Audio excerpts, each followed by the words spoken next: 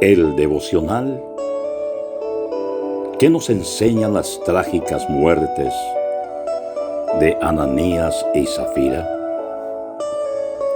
La historia de Ananías y Zafira en Hechos capítulo 5 nos permite saber que a pesar de la explosión de crecimiento de la iglesia primitiva, tuvieron momentos de debilidad, incluso pecados serios.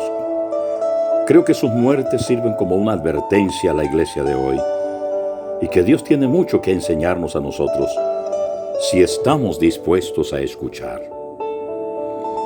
En la iglesia hay dos tipos de personas y es casi imposible distinguirlos desde el exterior. En el exterior, Ananías y Zafira se ven como otro miembro de la iglesia llamado Bernabé. Bernabé acababa de vender una de sus propiedades y trajo el dinero a los apóstoles. Y para el observador casual como era Ananías y Zafira, estaban haciendo lo mismo. Pero en el fondo de su corazón persistía un amor al dinero y al deseo de la alabanza de la gente. Así que ellos conspiraron juntos para presentar una parte de su dinero sin considerar la totalidad de la donación. Esto era el polo opuesto a la actitud de Bernabé, pero se ve muy similar. Al igual, existen muchos creyentes que en el sobre de diezmos colocan una cantidad, pero no es la cantidad real de su diezmo. Participan del espíritu de Ananías y Zafira. No mueren de isofacto, pero sí mueren en la fe, en la obediencia y sujeción a la palabra de Dios. No mueren físicamente, pero sí su economía, que no satisface plenamente sus necesidades. No mueren físicamente, pero sí mueren al gozo del Señor. No mueren físicamente, pero sí mueren en el camino del lago de fuego. El robar el diezmo a la obra del Señor, impidiendo su sostenimiento y progreso del evangelio del reino de Dios, es un pecado. Porque Dios es a través de su pueblo y de sus hijos que Él sostiene, levanta y fortalece el extendimiento del evangelio del reino de Jesucristo. Puede ser difícil para nosotros distinguir entre un corazón verdaderamente arrepentido y un farsante experimentado. Pero nada está escondido a los ojos de Dios. El Espíritu Santo conoce nuestros pensamientos, como si se estuviera reproduciendo a través de un altavoz o mostrándose en una pantalla. Es por eso que a pesar de engañar a los demás, Ananías y Zafira fueron descubiertos, no por Pedro, no por los demás apóstoles, fue por el Espíritu Santo de Dios. Así que no hay una puerta cerrada o armarios ocultos para el Espíritu Santo de Dios. Es por eso que vendrá un día en que todos los secretos de los hombres se proclamarán desde las azoteas. Es refiriéndose a todos aquellos que no se arrepintieron de sus pecados y creyeron que nadie lo sabía. ¿Realmente creemos esto? ¿Estamos preparados a esto? Ananías y Zafira sabían esto y en forma consistente acordaron engañar a Dios. Pero se olvidaron de ello, llegaron a ser tan consumidos por la codicia y el amor al dinero, que se les olvidó que a Dios no se le podría engañar. Así que no podemos ver el interior de su corazón para discernir si eres un Bernabé o un Ananías. Pero los secretos de su corazón no son secretos de Dios.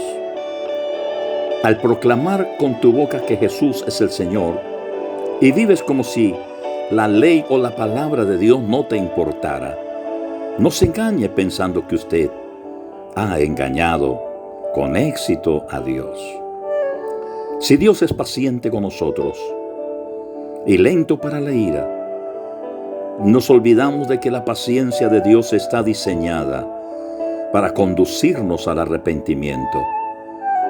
Nos hemos vuelto más descarados cada día en nuestro pecado.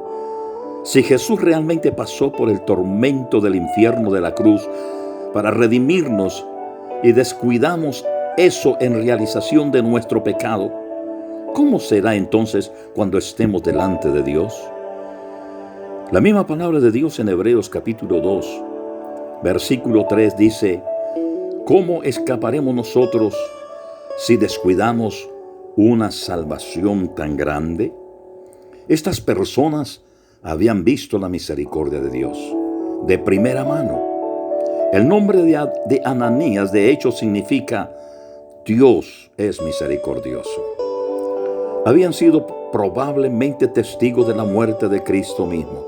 Y sin embargo, a pesar de ser los destinatarios de una gracia tan grande, la rechazaron por la gloria y la codicia de los hombres. Así que no se puede tomar las cosas sagradas a la ligera, ignorando conscientemente de que estamos engañando a Dios.